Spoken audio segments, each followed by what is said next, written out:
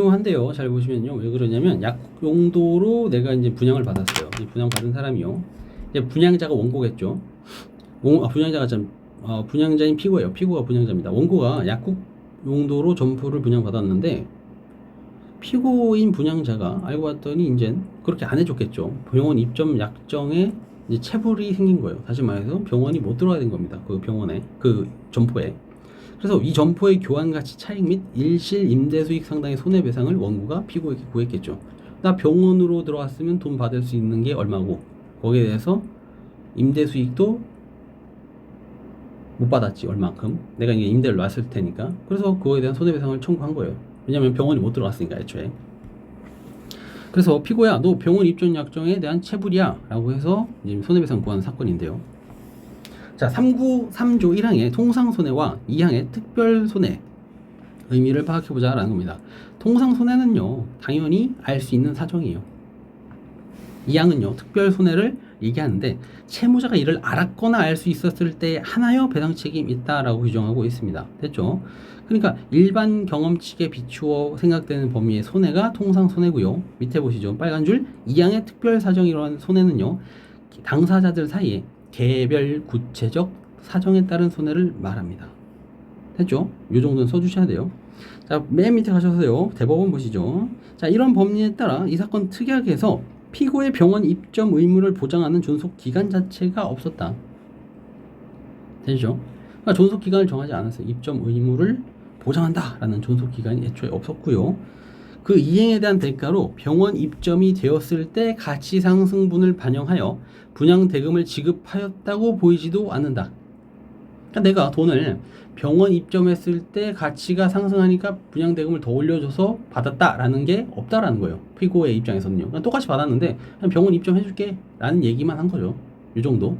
그러니까 그 가치 상승분이라는 거나 또는 존속기간을 정하지 않았으니까 가치 상승분은 이 사람이 특별 손해로 청구할 수 있는 게 아니다라는 거예요. 왜냐면 서로 얘기가 된 것도 아니죠. 통상 손해도 아니고 특별 손해도 아니라고 봐야 된다는 거죠. 그래서 이 사건 점포 시가의 차익 상당이 병원으로 들어갔을 때 얼마였고 그렇지 않을 때는 더 싸고 이럴 수도 있죠. 점포 시가의 차익 상당이 피고의 병원 입점 의무 불이행에 따른 원고의 통상 손해라고 보기도 어렵다. 병원을 못 들어가서 다른 걸 들어가서 점포 시가가 차익이 생겼다라면 이게 통상 손해라고 보기도 어렵다고 봤어요. 그러니까 다 손해가 아니다라고 지금 가고 있어요. 원심 판결 중 피고 패소 부분을 그래서 파기환송하였습니다. 원심에서는요 통상 손해로 보았다는 거예요. 병원이 못 들어갔다는 거 통상 손해다. 됐죠? 하지만 대법원은 아니다 라고 봤어요. 됐죠? 근데 이제 원고가 이긴 게 하나 있어요. 잘 보시죠.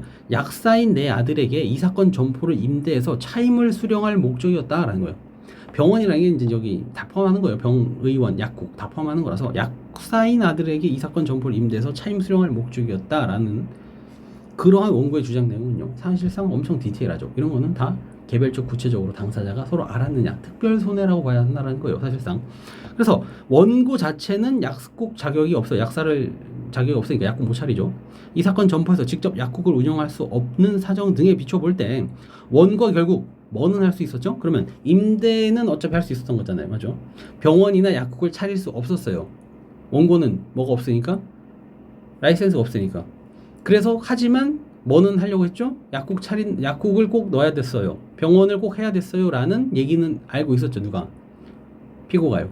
그런데 원고는 당연히 뭐가 없었죠? 라이센스가 없다는 거를 피고는 당연히 알고 있었을 거예요. 그러니까 당연히 뭐에 대한 임대 수익은 당연히 받을 수 있었던 거라고 봐야 된다는 겁니다. 되셨죠? 그래서 일실 임대 수익 상당의 손해배상을 구할 수 없다고 단정하기는 어렵다. 다시 말해서 일실 임대 수익 상당의 손해배상을 구할 수는 있다라고 본다라는 겁니다. 되셨죠? 그러니까 임대 수익은 받을 수 있다. 왜? 원고는 라이센스가 없어서 병원을 꼭 입점시켜야 돼요 라고 얘기했다라는 건 결국 임대 수익 받을 거였다라는 거죠. 그건 누구나 통상 예상할 수 있었던 부분이다. 그래서 두 개예요. 자, 점포 시가의 차익은 통상 손해가 아니다. 임대 수익은 통상 손해다 라고 봤다라는 겁니다. 여기까지 할게요.